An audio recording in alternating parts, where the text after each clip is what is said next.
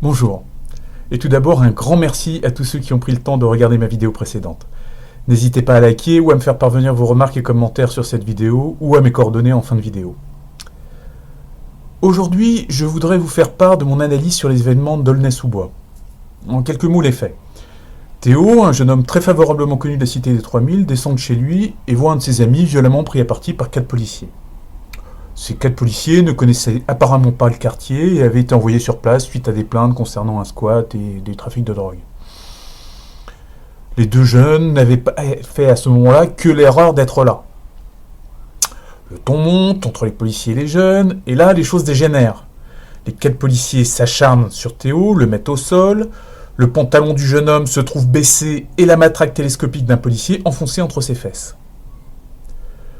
Le résultat, constaté par un médecin, est que son anus a été sélectionné. Il devra être remplacé par un anus artificiel. Il devra être aussi opéré pour qu'une plaie interne de plus de 10 cm, j'ai bien dit 10 cm, de son intestin ont été abîmés par cette matraque. Comme il se doit en pareil cas, les policiers sont immédiatement entendus par l'IGPN, la police des polices, et le parquet décide de poursuivre. Là, par contre, une énorme fausse note.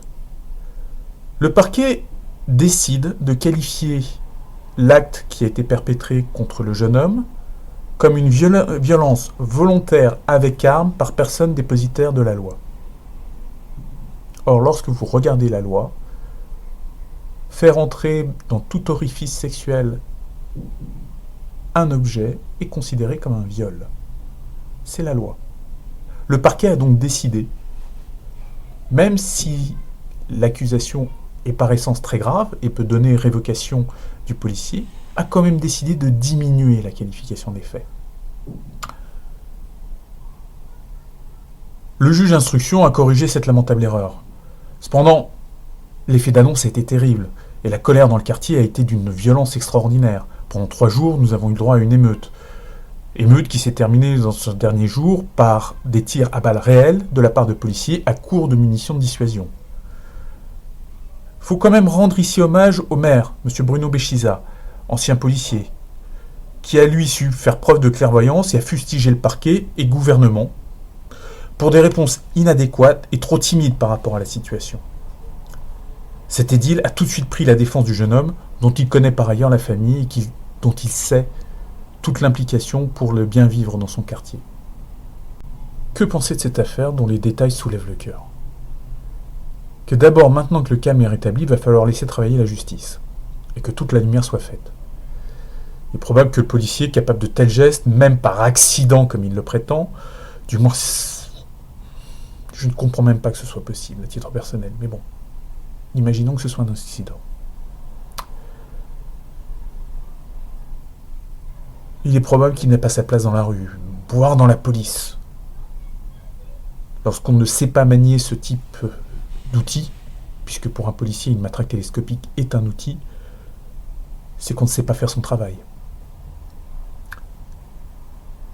Je trouve par contre qu'il est très inquiétant de faire débarquer ainsi des policiers dans un quartier dont ils connaissent si peu, qu'ils s'attaquent à des innocents, en laissant tranquilles les véritables criminels qui, eux, ont pu faire tout ce qu'ils voulaient, voire participer aux émeutes ensuite.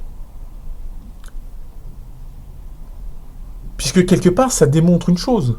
Nos policiers arrivent dans des quartiers dont ils connaissent rien, et finalement créent plus de problèmes qu'ils n'apportent de paix, ce qui est quand même l'objectif de toute police, la paix civile. Il faut aussi probablement se poser les questions des missions qu'on leur confie. On les trimballe de ci, de là, pour répondre à toutes les urgences avec de moins en moins de moyens. Ça ne peut pas tenir. Un policier est un être humain, on ne peut pas lui demander de faire à la fois des vigies pirates, de gérer ensuite les plaintes des gens et ensuite d'agir lorsqu'il y a des problèmes. Enfin, vieux refrain mais toujours ignoré, il est vraiment temps que l'on réhabilite une police plus proche des habitants qui connaissent vraiment les quartiers. Ça fait des années que ça a été supprimé. Beaucoup disent que c'est la faute de M. Sarkozy. Je signalerai que les premiers à avoir enlevé les moyens de cette police de proximité ont œuvré sous Chevènement, qui n'était pas particulièrement de droite. Enfin, j'espère vraiment que cette situation va se gérer beaucoup mieux qu'elle n'a pu être pour le cas de M. Traoré, mort lui par contre, et dont la famille réclame encore aujourd'hui justice. Ce sera tout pour aujourd'hui et n'hésitez pas à me contacter pour des questions et commentaires. Vous aurez les coordonnées en fin de cette vidéo. À bientôt.